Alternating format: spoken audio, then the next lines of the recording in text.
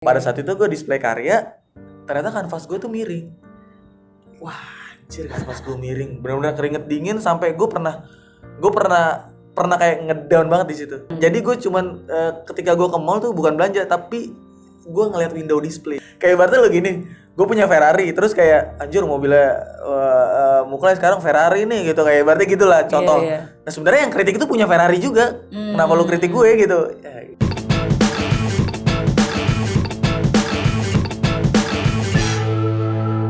Eits, tunggu dulu. Sebelum nonton video lengkapnya, jangan lupa untuk subscribe ya dan klik link di bawah ini. Jangan lupa juga untuk klik tombol loncengnya. Oke? Terima kasih. Selamat menonton. Gue sebenarnya pengen ngilangin sikap itu sih. Sikap balance dan perfeksionis itu tapi nggak bisa. Iya. Gue nggak bisa. BM-nya parah. Iya ya. Iya. Ya, tapi is good. Maksudnya sometimes kadang-kadang sebagai seniman pasti kita pengen ya yang terbaik lah. Kalau misalnya ada di improve, ayo maksudnya kita pasti bakal mengimprove kan. Iya sih. Iya gitu. Ya perfect sih. Bener-bener kayak kalau deadline tuh gue kayak pengen ngilangin sikap perfeksionis gue sebenarnya. Kayak cuma ngerjain 2 hari gitu. Sebenarnya bisa gitu gue ngelukis cuma 2 hari, cuman kayak kalau orang yang ngelihat audiens itu kayak ya rapi-rapi aja sih. Cuman kalau kayak gue ada yang kurang. Wah, ini kayaknya garis gue bengkok nih di sini. Cuman orang nggak tahu gitu. Cuman gue sampai bisa kepikirannya bisa sampai seminggu 2 minggu kali, anjir garis gue bengkok nih yang ini, anjir garis gue bengkok yang ini. Terus gue pernah ikut pameran gitu ya. Ikut namanya Indonesian Art Award, itu di Galeri Nasional pada saat itu. Jadi gue waktu itu kan bener-bener ATM 0 untuk ikut pameran itu tuh. Oke. Udah habis itu pada akhirnya ya udah gue buat kanvas sendiri, buat frame sendiri, minjem duit kayak nyokap gue gitu. Ma, aku mau pameran nih. Lama-kelamaan kan nyokap juga udah kesel kan. Jadi pameran terus lu kagak ada income. Maksudnya apa nih gitu.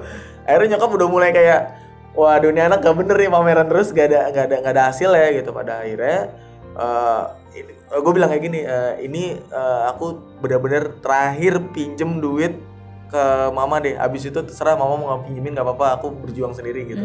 Ya udah abis itu gue pameran diterima tuh di Galeri Nasional. Pada saat itu tuh mulai pamerannya benar-benar cukup bergengsi lah, namanya Indonesian Art Award. Jadi kita para seniman submit ke Galeri Nasional dan terus ternyata ada awardnya.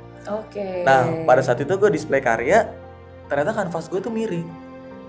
Wah, anjir kanvas gue miring. Benar-benar keringet dingin sampai gue pernah kayak ngedown banget di situ. Terus sampai rumah benar-benar gue sholat, nangis tuh gue. Aduh, kelihatan gak ya sama orang? Kelihatan gak ya gitu. Gue nggak pengen kayak awardnya gue menang juara 1, juara 2, juara 3, enggak. Cuman kayak pengen ngerasa total aja gitu. Karena ini pameran yang bergengsi pertama gue. Dikuratorin sama kurator bergengsi, dan seniman yang ikut juga seniman-seniman yang senior-senior gue yang bergengsi gitu.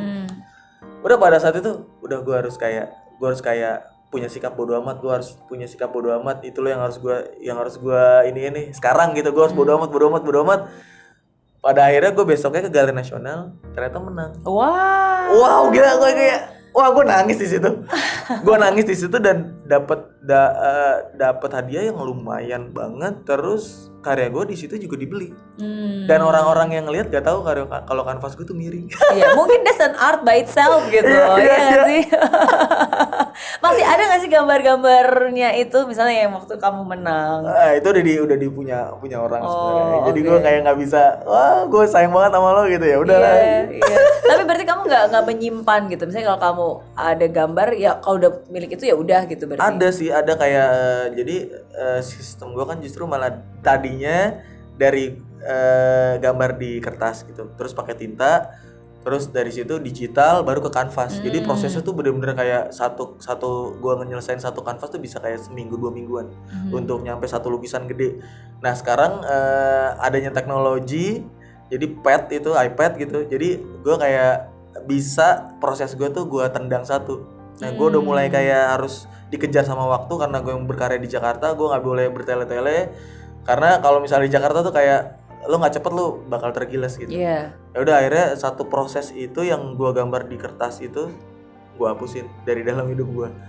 Oh, jadi sekarang udah nggak gambar di kertas lagi. Udah nggak gambar di kertas, jadi Oke, langsung digital, langsung digital kanvas gitu. Oke, Nah, oke. master gue yang ada di kertas itu yang hitam putihnya nggak gue jual sampai sekarang. Iya. Jadi ada yang mau pun gue juga nggak bakal lepas karena itu bener-bener kayak gue, itulah cara gue merecall karya-karya gue yang udah dimilikin orang. Betul, it's a vintage lah itu, maksudnya itu. Iya, itu benar-benar vintage-nya kayak buat gitu. kamu sendiri, jangan dijual. Yoi. Oke, wow. Dan akhirnya yang kamu bilang ke mama, yang kamu bilang ke ibu dan mama itu benar, maksudnya abis itu kan kamu bisa berjual sendiri dan mulai sendiri. Alhamdulillahnya sih. Do the right thing lah. Oke. Nah berarti sekarang menggunakan berbagai macam medium ya. Kalau Lumayan. maksudnya kalau seniman itu kan bukan hanya pakai Painting, kanvas iya. doang, tapi sekarang medium sneakers pun Iya. bisa dilukis, Iya. baju, Iya, jaket pun juga gitu. Nah kalau di Indonesia kan ada beberapa nih seniman yang sebenarnya ke arah situ. Salah satunya yang Never to Levis, Iya, iya. ya kan. Iya. Sekarang Muklai, dan apakah menurut kamu ini menjadi trennya ke depannya bakalan seperti itu? Wah, gue nggak bisa bilang ini tren apa enggak ya. Selama sneaker culture masih jalan, selama streetwear culture masih jalan, menurut gue ini nggak bakal mati. Sampai ada, bahkan media pun sekarang banyak yang nge-up itu sih. Jadi beruntungnya sebenarnya kayak kita ini kayak Never to Levis dan teman-teman yang ikut di culture sneakers ini kayak orang-orang yang ada di situ right time right place. Kayak gitu ya. Ya semuanya semesta kayak mendukung lo ada di situ. Iya. Kayak band-band indie pada zamannya. Kayak gitu sih, lebih ke situ karena media tuh bener-bener kayak setiap hari wah ngegorengnya kayak gila ya, mind blowing banget ya sampai Tapi bisa kan keren begitu. loh, maksudnya ada kebanggaan sendiri ketika Iya. kita bisa memakai art itu loh. Iya. Jadi bukan art, bukan hanya dilihat dan dipajang, Iya. tapi you wear it gitu dan Iya. dibawa kemana-mana, itu kan Iya, keren. iya. Iya nggak sih? Dulu karena kayaknya kelihatan tabu gitu ya kalau kita ke arah situ karena mungkin dulu doktrin dari senior-senior kayak ibaratnya lo ngapain sih buat kayak gini, lo ngapain sih kalau kayak gini harga karya lo ntar bisa turun. Harga karya lo nanti buat di lukisan bisa turun karena kan yang ngatur harga kalau misalnya di galeri kan bukan kita, tapi bisa jadi si marketnya itu mengatur harga kita gitu. Wah ini misalnya harga karya Muklai sekarang udah segini nih, justru malah market yang ngatur. Nah kalau misalnya di luar itu kan kayak commission dan kolaborasi justru malah kita Iya. gitu. Nah gue ngerasa kayak dulu lu ada di jalur seni aja karena harga lukisan tuh sekarang udah kayak ngejual mobil tua gitu. Lu terserah mau ngargain, ternyata enggak, ternyata lu nggak bisa asal kasih harga kayak gitu. Udah ada yang ngatur ternyata di situ gitu. Nah itulah kenapa gua kayak matahin itu gitu karena ya selama orang, as long as si audiens ini suka ya pasti demand-nya bakal tetap bertambah gitu. Kayak gitu sih, asalkan kita konsisten menurut gue juga bakal gokil aja gitu. Betul. Yang penting dibawa happy aja. Gue happy aja gitu. Apa ada kritikan dari orang gue kayak bodoh amat gitu, gue tetap jalan aja. Nah, kalau ngomongin tentang kritikan, apa nih kritikan atau kritikan paling julid atau komentar paling pedas yang pernah kamu dapatkan? Banyak banget sih, kayak Masa ibaratnya banyak banget karya seniman-seniman tua yang mungkin kayak wah karya lo udah kayak over hype gini. Wah lo sekarang seniman Instagram gitu. Wah gue kayak ya sekarang ada Instagram lu punya, sebenarnya yang kritik itu punya Instagram, cuman kenapa lu nggak gunain gitu, lu kan punya. Kayak ibaratnya lu gini, gue punya Ferrari, terus kayak anjir mobilnya Muklai sekarang Ferrari nih gitu, kayak ibaratnya gitulah contoh. Iya. Nah sebenarnya yang kritik itu punya Ferrari juga, kenapa lu kritik gue gitu, ya, kayak gitu sih lebih kayak ya udah gue kayak itu nggak bakal jadi impact yang terlalu besar bagi gue karena emang dari kecil gue hidup di Jakarta, yang hidupnya juga udah struggle dari pertama gitu, hustle, ya udah jadi kayak life must go on aja. Life must Kayak go gitu. on. Yes. Ibarat Freddie Mercury gitu. Jadi cara kamu hilangkan stres apa biasanya, ngapain? Ya itu gue biasanya sebenarnya gue suka ke mall sih. Jadi gue cuman ketika gue ke mall tuh bukan belanja tapi gue ngeliat window display. Oke. Window display kayak Louis Vuitton, Chanel gitu kayak.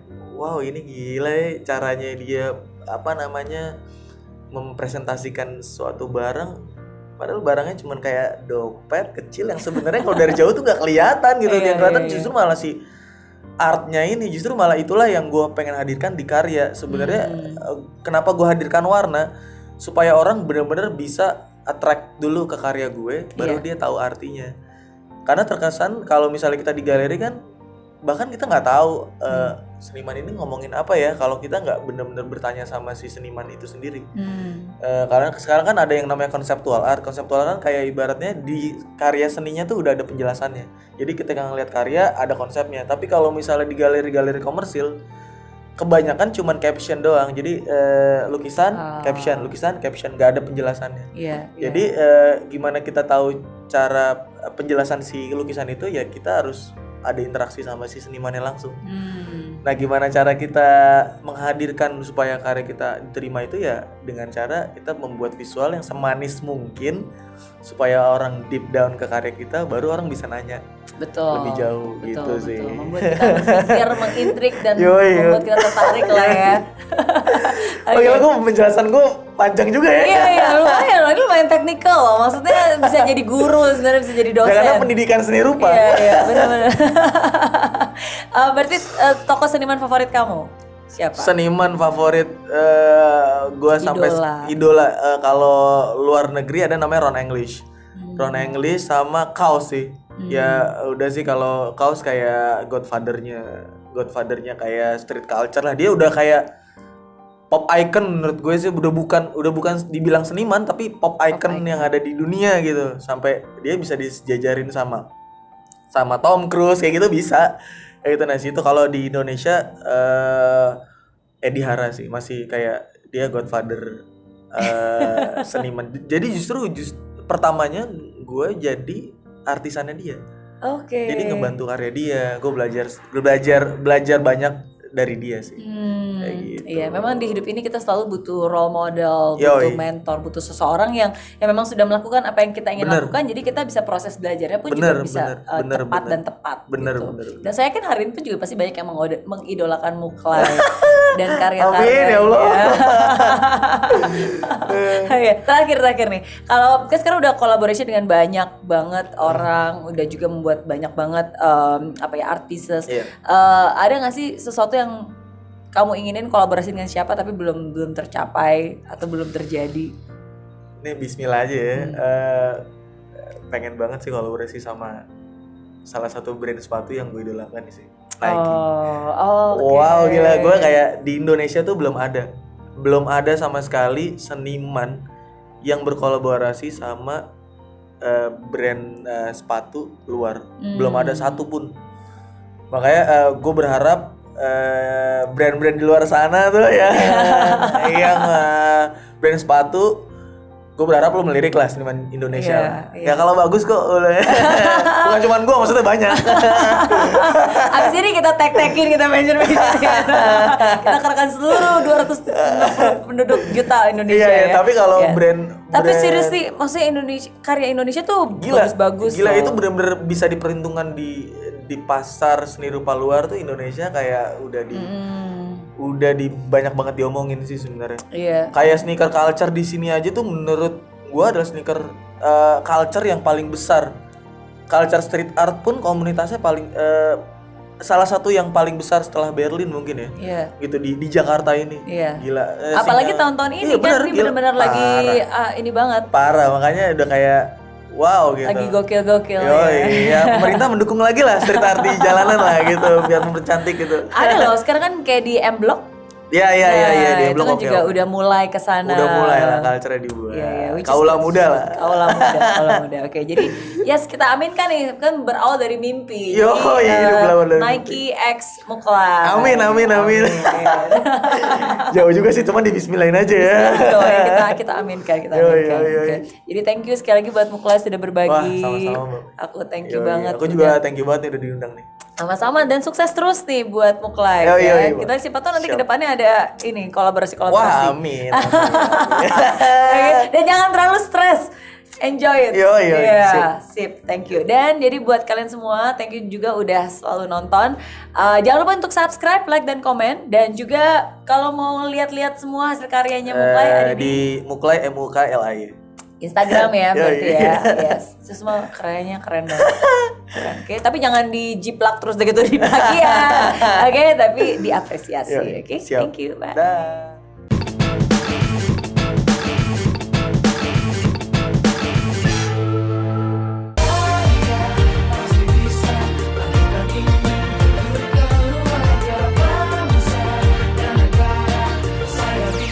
Ya, laksana bumi tanpa hujan, hidup tanpa tujuan, kering dan mati tanpa hijaunya tumbuhan. Demikian kalau mimpi tak kunjung terjadi,